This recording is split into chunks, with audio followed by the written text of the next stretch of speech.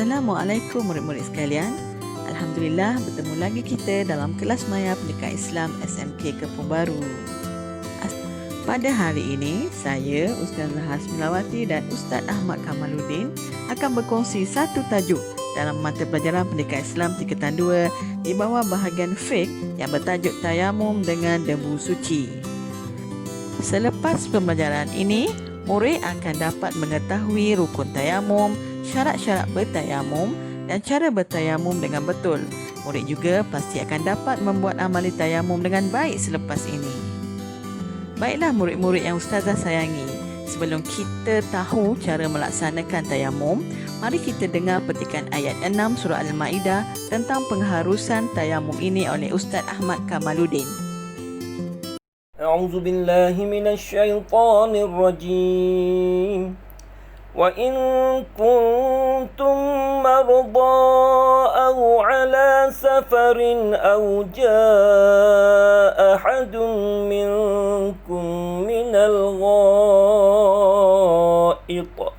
أو لامستم النساء فلم تجدوا ماء فتيمموا صعيدا طيبا فامسحوا بوجوهكم وأيديكم من Surah Al-Ma'idah ayat yang ke-6. Maksudnya, dan jika kamu sakit, iaitu tidak boleh kena air, atau dalam perjalanan, atau salah seorang daripada kamu datang dari tempat buang air, atau kamu menyentuh perempuan, sedang kamu tidak mendapat air untuk wuduk dan mandi, maka hendaklah kamu bertayamum dengan tanah debu yang bersih. Sapulah muka kamu dan kedua-dua belah tangan kamu dengan tanah debu itu. Tajuk tayamum ini murid-murid telah belajar di sekolah rendah. Hari ini kita imbas kembali maksud tayamum ini. Tayamum dari segi bahasa bermaksud melakukan sesuatu dengan tujuan. Dari segi istilah pula bermaksud menyapu debu tanah yang suci ke muka dan dua tangan dengan cara tertentu berserta niat bagi menggantikan wuduk atau mandi wajib. Tayamum sebagai pengganti wuduk adalah harus hukumnya dengan sebab-sebab berikut, iaitu pertama, tiada air atau tidak cukup kerana keperluan lain seperti untuk dimakan dan diminum. Yang kedua, kerana cuaca sejuk yang boleh memudaratkan kesihatan. Yang ketiga, tidak dapat menggunakan air kerana penyakit atau sakit seperti melecur dan lain-lain. Dan yang keempat, air berada di tempat yang terlalu jauh.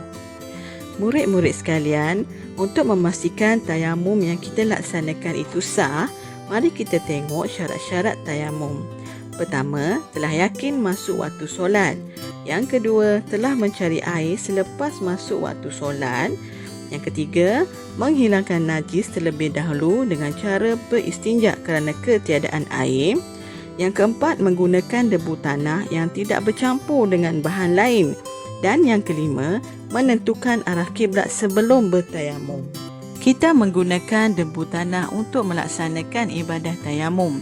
Antara syarat debu tanah yang boleh digunakan untuk bertayamum ialah tanah yang berdebu dan bukan abu, suci dan tidak bernajis, debu tanah yang belum digunakan atau istilahnya mustakmal, dan debu yang tidak bercampur dengan bahan lain. Rukun tayamum ialah perkara yang mesti kita buat ketika melaksanakan tayamum, iaitu pertama niat. Yang kedua, menyapu debu tanah ke muka. Yang ketiga, menyapu debu tanah ke tangan. Dan yang keempat, tertib. Lafaz niat tayamum. Nawaitu tayammuma listibahati fardis solati lillahi ta'ala. Maksudnya, sahaja aku bertayamum untuk mengharuskan solat fardu kerana Allah Ta'ala.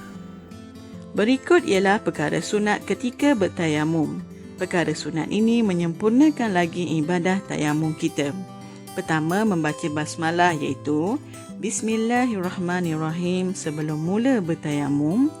Yang kedua, merenggangkan jari tangan ketika menepuk debu tanah. Yang ketiga, menipiskan debu dengan melaga-lagakan kedua-dua tangan. Yang keempat, mendahulukan sebelah atas muka ketika menyapu debu ke muka. Yang kelima, melebihkan sedikit sapuan dari sempadan muka. 6. Mendahulukan tangan sebelah kanan. Yang ketujuh, melebihkan sedikit sapuan hingga pertengahan lengan. Yang ke-8, berturut-turut antara sapuan muka dengan tangan. Dan yang ke-9, berdoa sebagaimana doa selepas mengambil wuduk.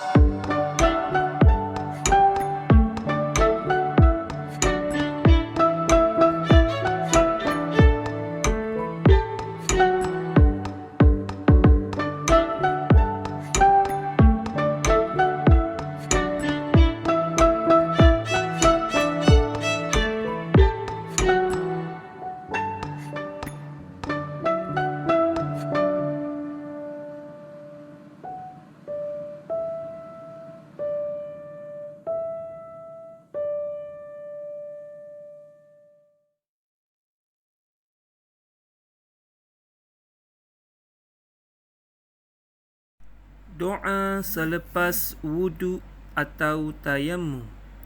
Asyhadu an la ilaha illallah wa asyhadu anna Muhammadan abduhu wa rasuluh. Allahumma ja'alni minat tawwabin waj'alni minal mutatahhirin waj'alni min ibadikas salihin. Maksudnya, aku bersaksi bahawa tiada Tuhan yang disembah melainkan Allah dan Nabi Muhammad hamba dan pesuruhnya. Ya Allah, ya Tuhanku, jadikanlah aku dalam kalangan orang yang suka bertaubat. Jadikanlah aku orang yang menyucikan diri. Dan jadikanlah aku dalam kalangan hamba-Mu yang soleh. Ingatnya murid-murid semua, tayamum boleh terbatal jika berlaku salah satu perkara berikut. Perkara yang membatalkan wuduk. Apa-apa sahaja perbuatan yang membatalkan wuduk juga akan menyebabkan terbatalnya tayamum. Ada air sebelum solat dimulakan dan boleh menggunakan air semula seperti sembuh daripada penyakit yang menghalang penggunaan air. Dengan pensyariatan tayamum ini, umat Islam dapat menjaga kesucian dan kemuliaan agama kerana melaksanakan solat dalam apa-apa jua keadaan. Kita juga dapat menghindari sebarang bentuk kemudaratan pada anggota badan kerana menggunakan air ketika cuaca yang terlalu sejuk, dan kita dapat menunjukkan kasih sayang Allah Subhanahu Wa Taala kerana memberi keringanan untuk melakukan ibadah dalam apa-apa jua keadaan. Sebagai pengukuhan untuk pelajaran hari ini, Ustazah ingin menguji pemahaman murid semua. Bincangkan persoalan berikut bersama rakan-rakan murid sekalian.